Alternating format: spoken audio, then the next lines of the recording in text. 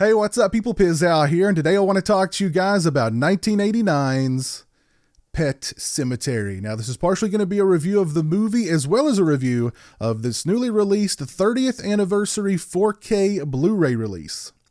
And when it comes to Pet Sematary, I'm not going to bore you guys with a plot synopsis. I'm going to assume that all of you out there have heard of Pet Sematary. Most of you out there have, I'm sure, seen Pet Sematary.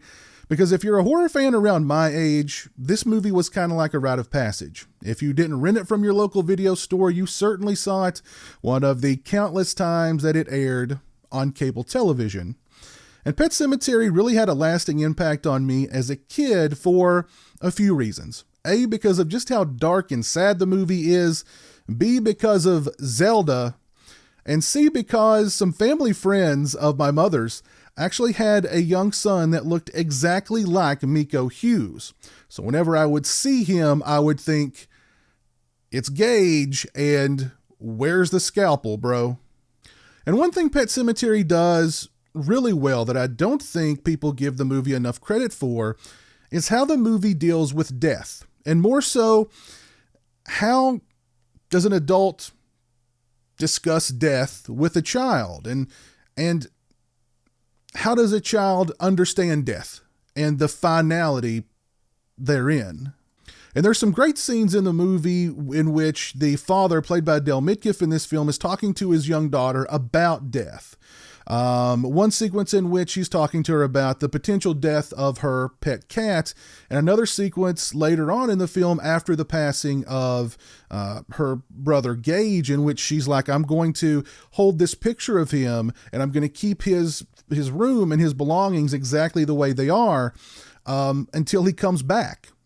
And really, her understanding of death isn't that far from her father's understanding of death, particularly when he knows that he can take the bodies and bury them in the local Indian burial ground and they'll come back. So he's kind of just like his daughter. His daughter thinks that, I'll just wait until Gage comes back, and the father's like, I want Gage to come back, so I'm going to bury him in the Indian burial ground, if that makes sense. And Pet Sematary features a great cast from top to bottom, particularly the character of Judd, played by Fred Gwynne, who is a really interesting character in this movie because he's kind of the villain of the movie, to be perfectly honest, because he understands the power of the old Micmac burial ground and why you shouldn't bury anything out there. Yet he still introduces Del Mitkiff's character to the burial ground and the power of the burial ground, even though he's seen firsthand the evil that it do. So I've always seen him as like, he's the devil on this shoulder, disguised as like the friendly old guy who's like, hey, come on up on the porch and have a beer with me. On the other hand, you've got the angel on Del Mitkiff's character's other shoulder in the form of Pascal, which is a young man who was hit by a truck at the beginning of the film. He's bloody, he's gory, the side of his head is ripped open, his brain is halfway hanging out, but he is he's the good angel in the movie. A very bloody, gory, head cracked open, brain pouring out kind of angel. And I dare anyone not to watch the scene in which Del Mitkiff's character has to put down his resurrected son, his very small, very young resurrected son. And Miko Hughes looks at him with a demon. Miko Hughes looks at him with tears in his eyes and goes, no fair, no fair. If that doesn't hit you in the feels. The screenplay was written by Stephen King. He actually adapted his own book to film. The movie is directed by Mary Lambert, who does an excellent job. I'm not sure what else I can say about Pet Sematary. This is a horror movie that horror fans and non-horror fans alike love. It's, dare I say, a classic. I would consider Pet Sematary to be a classic. If you're a horror fan around my age. Again, this is a movie that you've probably seen countless times. If you didn't see it in the theater, you probably rented it from the video store, or you certainly saw it one of the countless times that it aired on cable television. If you've not seen Pet Sematary, by all means, go check out Pet Sematary.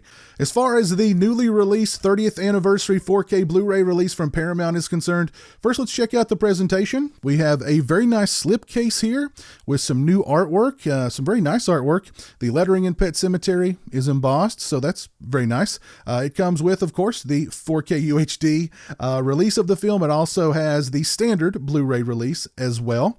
As far as the picture quality and sound quality are concerned, I watched the 4K Blu-ray and I watched the standard Blu-ray. As far as the 4K Blu-ray is concerned, there were moments that looked absolutely fantastic. The picture quality was very crisp. It was very clean. There was lots of detail. There was a great depth of field. There were great shadows. Everything that you would want out of a 4K release. However, my biggest qualm and the thing that really irked me throughout the entirety of watching the movie in 4K was just how dark it looked. It looked excessively dark. I even tried to turn up the brightness on my television all the way, and it was still very, very dark.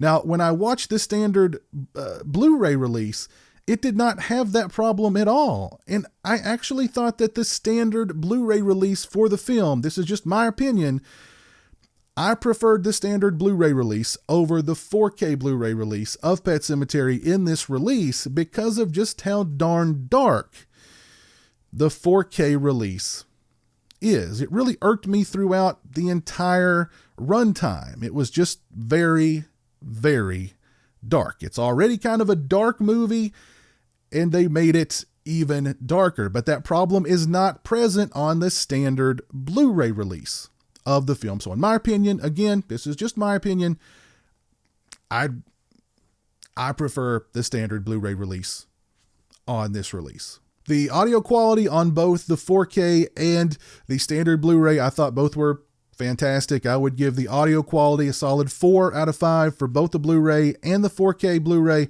As far as the picture quality is concerned, I'd have to go with a 3 out of 5 for the 4K and a 4 out of 5 for the standard Blu-ray. As far as extras are concerned, on disc 1, which has the 4K Blu-ray release of the film, we have Pet Sematary, Fear and Remembrance. It's 7 minutes and 13 seconds in length, in which the cast and crew of the Pet Sematary remake discuss their memories of the original Pet Sematary. Kind of brief, not a whole lot here as far as that extra is concerned.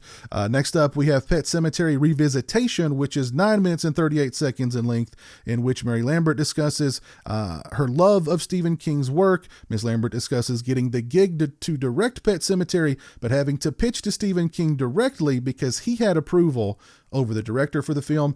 She discusses casting Miko Hughes and his performance in the film. She discusses the locations in which they shot Pet Sematary. She discusses supervising the restoration of the 4K release of the film, and much more.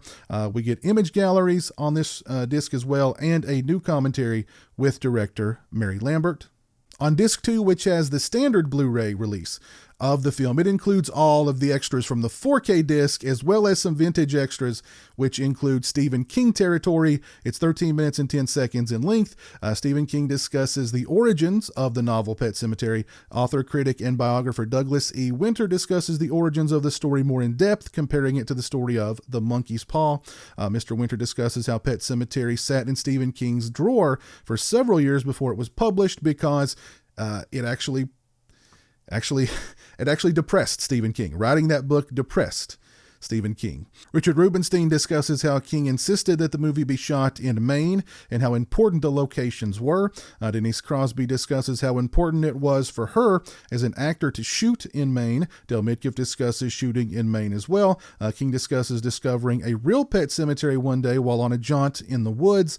Mary Lambert discusses creating the pet cemetery and the Micmac cemetery and more. Very nice, sort of making of for Pet Sematary. Next up, we have the characters hours. It's 12 minutes and 52 seconds in length. It includes interviews with Mary Lambert, Dale Midkiff, Stephen King, Fred Gwynne, Brad Greenquist, and director of photography Peter Stein.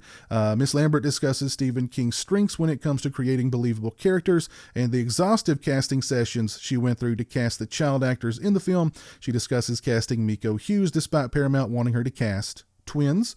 Dale Midkiff discusses getting the role in the film and working with Miko Hughes. Fred Gwynne discusses his character and what he liked about the story that drew him to it. Dale Midkiff and Brad Greenquist discuss working with Fred Gwynne and their fond memories of him. Brad Greenquist discusses his character and describes him as a good angel, a bloody, gory angel, but an angel nevertheless.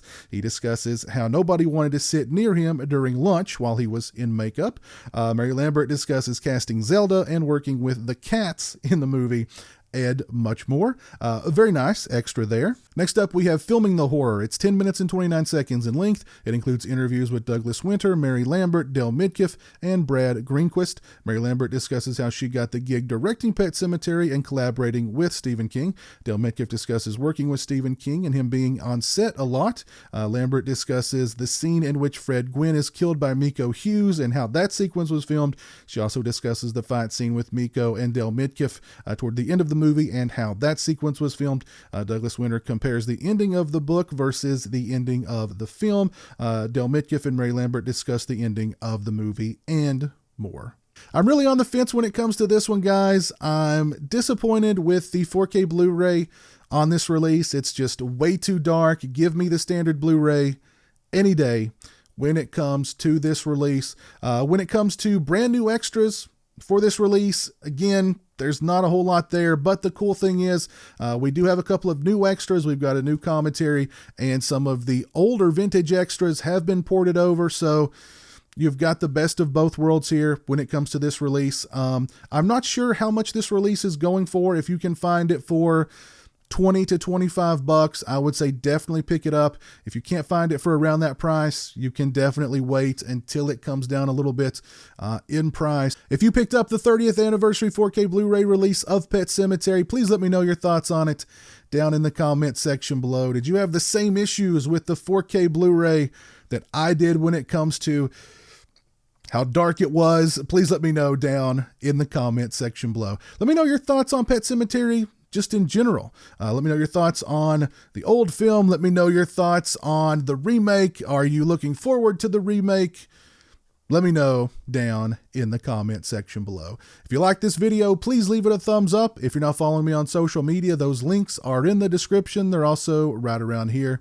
As always, thanks so much for watching. I really appreciate it. Take care, and until next time, peace.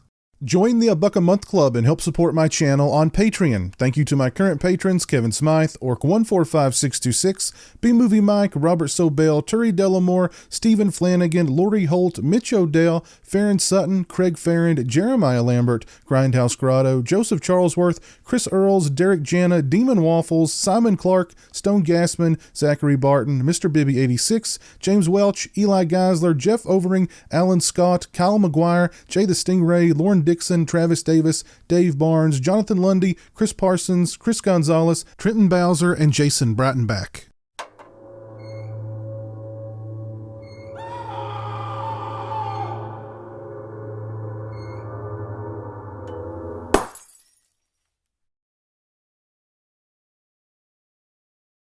Say hello to the internet, Jeremy.